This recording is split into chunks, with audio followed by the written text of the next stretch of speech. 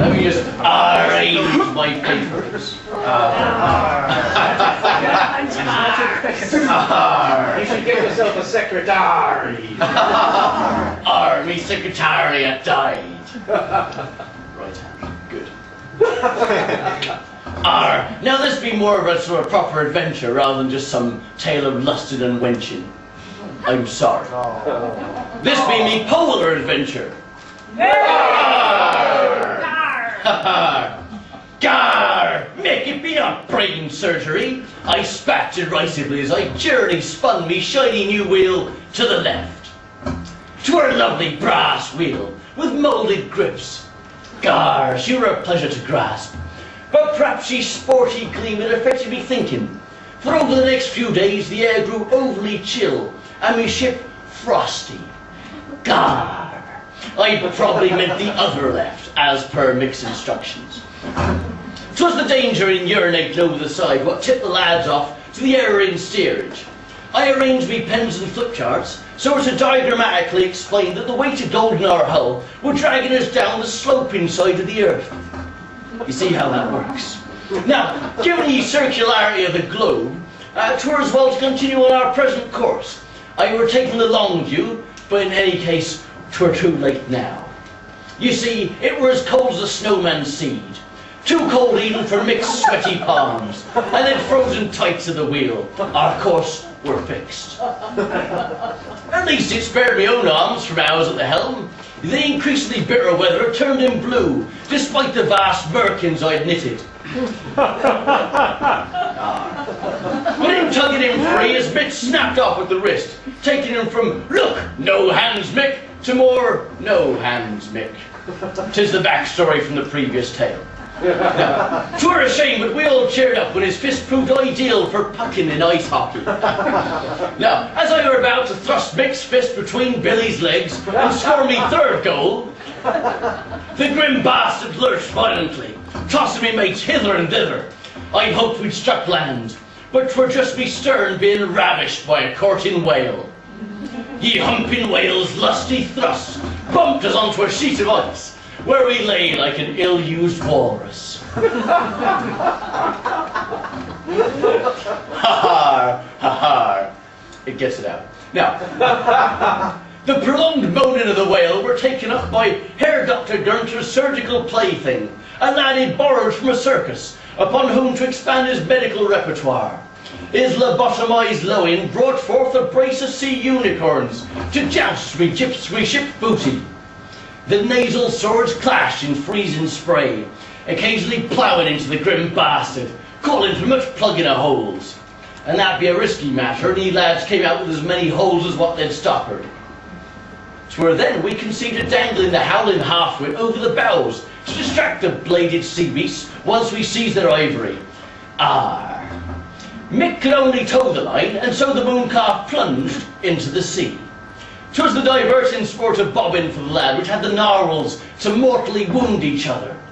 Bravely I ordered my lads to mount the dying brutes and relieve them of their horns and meat before they sank. Now an ice floe be a tedious place, and I were despairing of ever eating something other than blubber. Even spicing it with a lime marinade only pained us with discovering that it was the sauce of the whale's lust. The knaves of ye piratical catalogue had chosen to pickle ye wicked halting limes in the urine of a lady whale. Arr! Now, for want of diversion and a greater share of supplies, I encouraged me men to wander upon the ice, especially Billy No-Mates.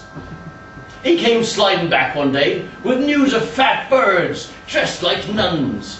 Now that confirmed why the polar bear patrols had been so bored. I quietly inverted me compass, whilst assuring the lads there was no reason to fear ye dreaded Arctic air.